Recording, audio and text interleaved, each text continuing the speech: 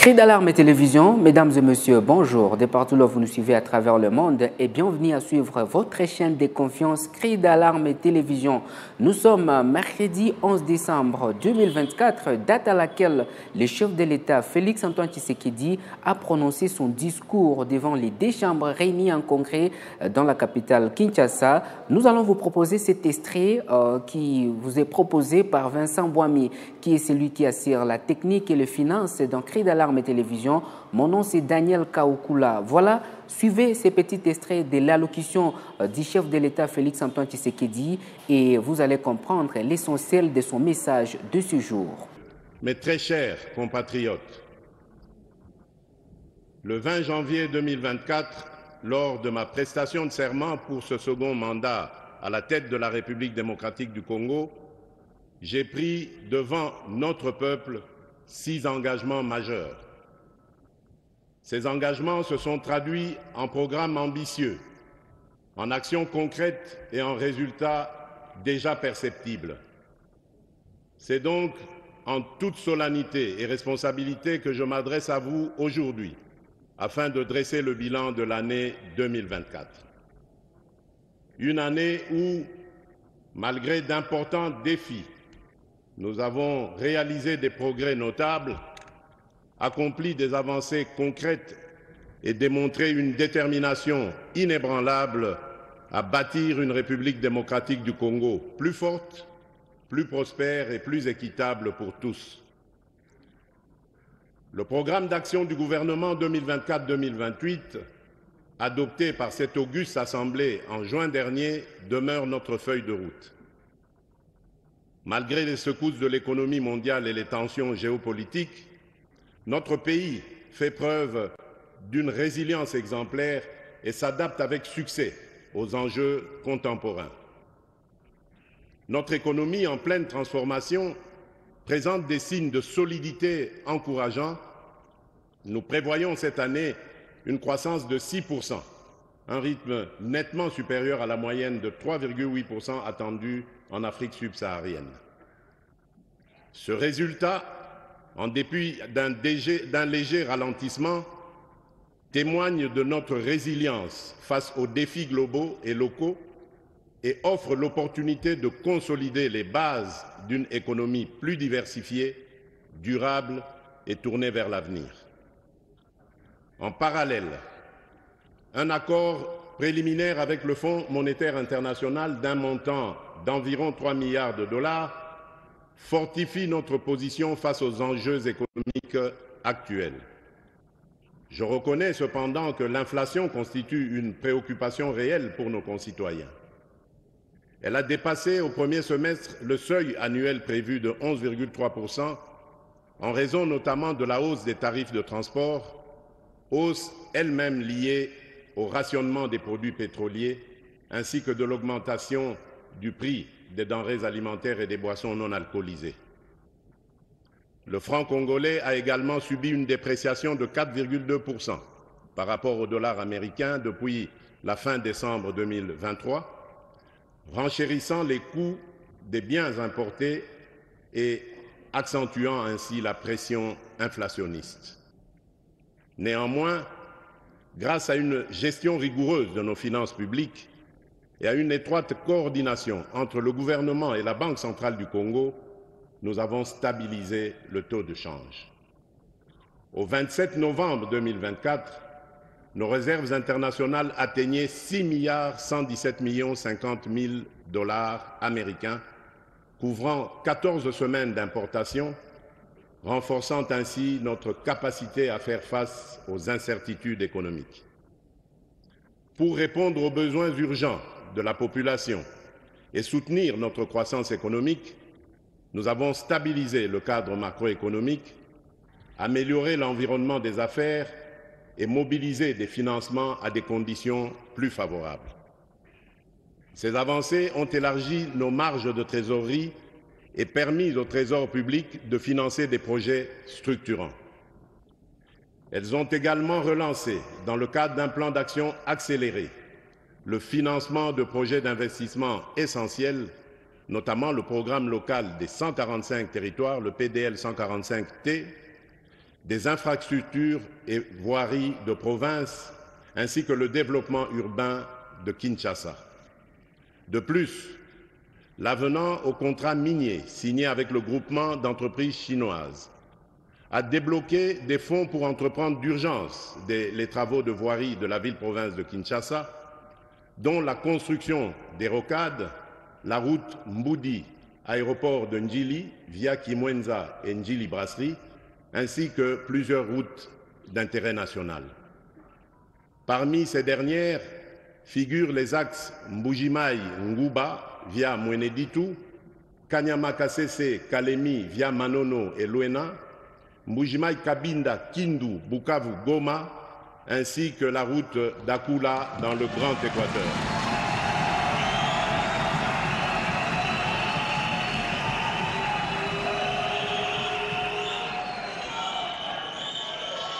Cet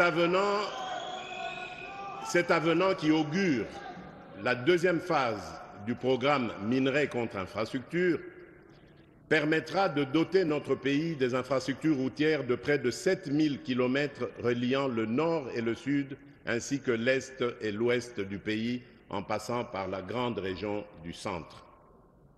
L'implémentation de ce programme dans les années à venir va contribuer à la promotion du marché intérieur, à la création d'emplois, à l'accélération du programme de développement à la base des 145 territoires, bref, à la diversification de notre économie nationale et au renforcement de sa résilience.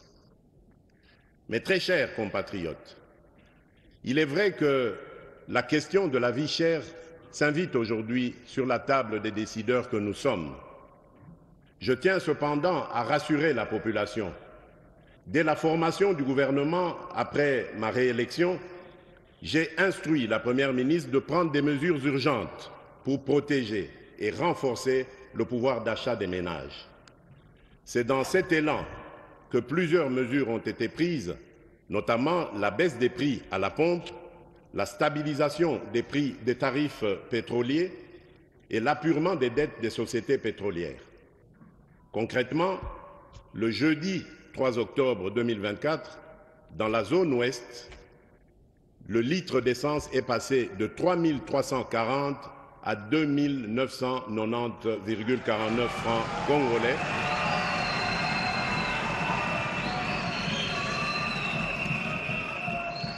Et celui du gazoil est passé de 3 435 à 2 979,73 francs congolais. Ces ajustements représentent une diminution de 10% sur l'essence et de 13% sur le gazoil, soit une baisse moyenne d'environ 12% sur l'ensemble des produits. Les répercussions sont déjà visibles. D'une part, la consommation de carburant chez SEP Congo a 1000 m3 par mois en moyenne à 60 000 m3, soit une hausse de 33%. D'autre part, transporteurs locaux, motocyclistes et chauffeurs de taxi réalisent désormais des économies substantielles sur leurs achats de carburant, tandis que les entreprises bénéficient d'une réduction de leurs dépenses en indemnités kilométriques, libérant ainsi des ressources pour d'autres projets. À la suite de cette baisse des produits pétroliers et dans cet élan visant à protéger et renforcer le pouvoir d'achat de notre population, le gouvernement a engagé des discussions avec les importateurs. Grâce à ces efforts conjugués, nous enregistrons aujourd'hui une baisse de 5 à 11% sur ces produits de base. Ce résultat témoigne de notre volonté inébranlable d'améliorer les conditions de vie de chaque Congolaise et de chaque Congolais. Par ailleurs, conscient du fait que notre pays ne produit pas de pétrole raffiné prêt à la consommation, j'ai instruit le gouvernement d'orienter sa politique d'approvisionnement vers les sources les plus avantageuses afin de garantir un accès durable et compétitif à l'énergie. Ainsi aussi, pour alléger le fardeau économique qui pèse sur nos concitoyens, sur mes instructions, le gouvernement a suspendu la taxe sur la valeur ajoutée, la TVA, et réduit les taux des droits et taxes et redevances sur 8 produits alimentaires de première nécessité. Par cette action, l'État a choisi de renoncer à une part de ses revenus afin de soutenir directement des millions de Congolais qui consomment ces denrées chaque jour. Ce geste a pour but principal d'alléger le coût de la vie et de favoriser le bien-être de nos concitoyens. Dans un tout autre registre, je voudrais dire particulièrement aux Quinoises et aux Quinois que je partage avec vous la préoccupation des embouteillages quotidiens qui compliquent les déplacements dans la ville.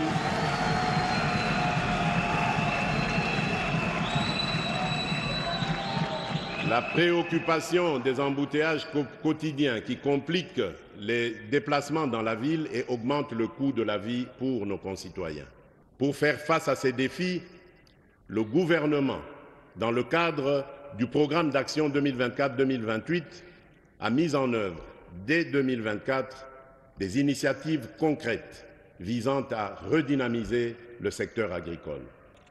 S'agissant de l'agriculture, pour la saison en cours lancée par le gouvernement, il importe de retenir que des agriculteurs ont bénéficié, entre autres, de 350 tracteurs pour la mécanisation et d'1,5 million de lots de matériel aratoire, de 5 millions de tonnes de semences, de 37 millions de mètres linéaires de boutures de manioc, de 500 tonnes de fertilisants minéraux et de 70 séchoirs à énergie solaire pour maïs. Pour faciliter la mobilité,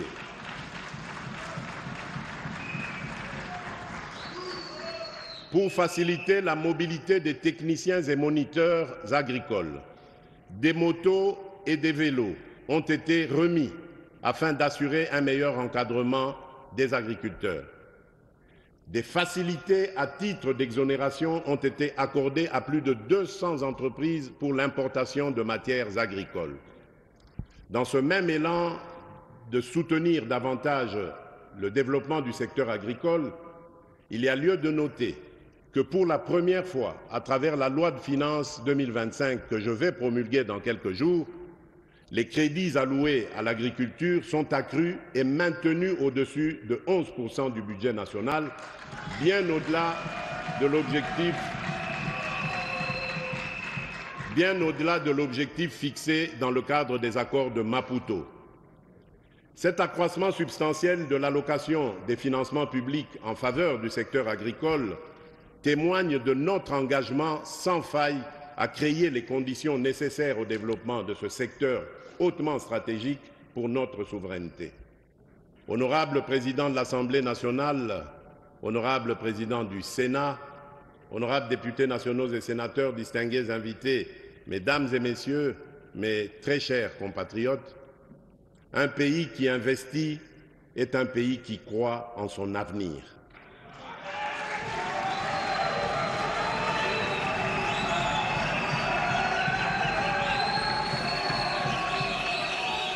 La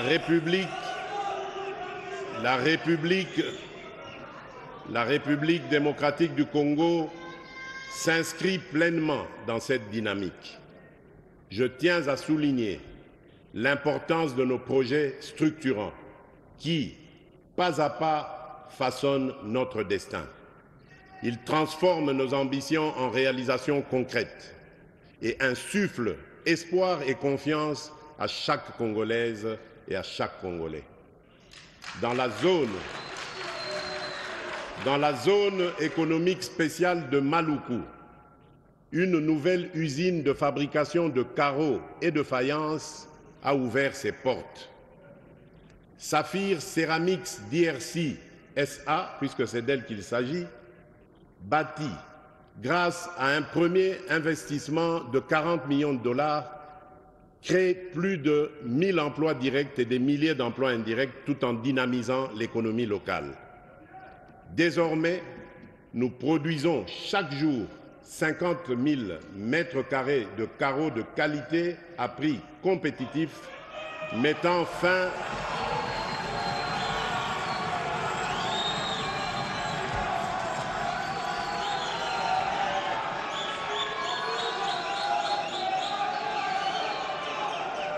Je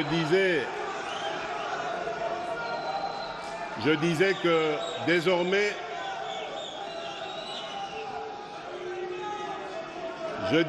que désormais, nous produisons. D'accord. Désormais, nous produisons chaque jour 50 000 mètres carrés de carreaux de qualité à prix compétitif, mettant fin à l'importation et renforçant.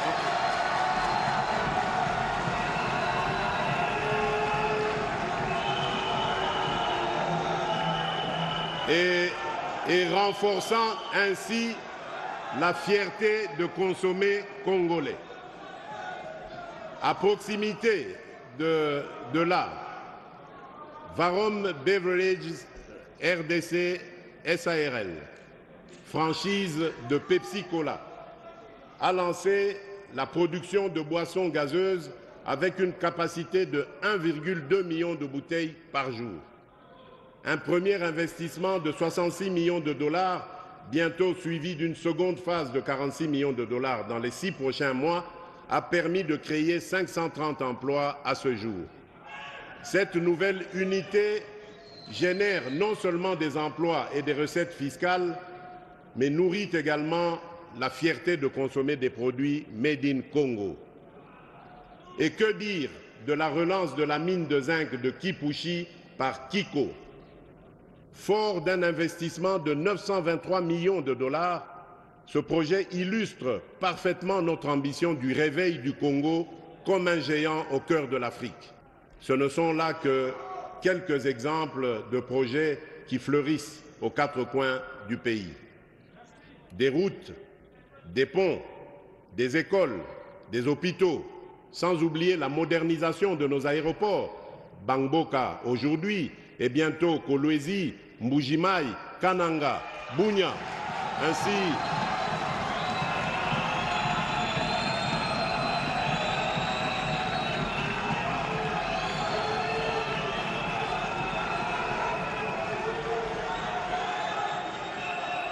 je disais des routes, des ponts, des écoles, des hôpitaux, sans oublier la modernisation de nos aéroports, Bangboka aujourd'hui et bientôt Kolwezi, Mbujimai, Kananga, Bunia, ainsi que le balisage et l'électrification de l'aéroport de Kalemi. La République démocratique du Congo est un immense chantier, un pays en mouvement qui se construit un avenir radieux. Mesdames et messieurs, ce n'est que le début.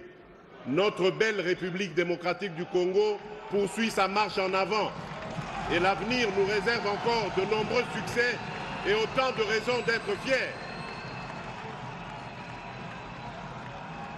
La protection et la promotion des droits des peuples autochtones qui demeurent une priorité dans notre programme.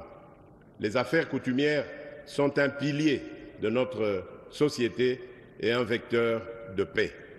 En renforçant le rôle des chefs coutumiers et en améliorant la gestion des affaires coutumières, nous contribuerons à la stabilité de notre pays et à la cohésion de nos communautés.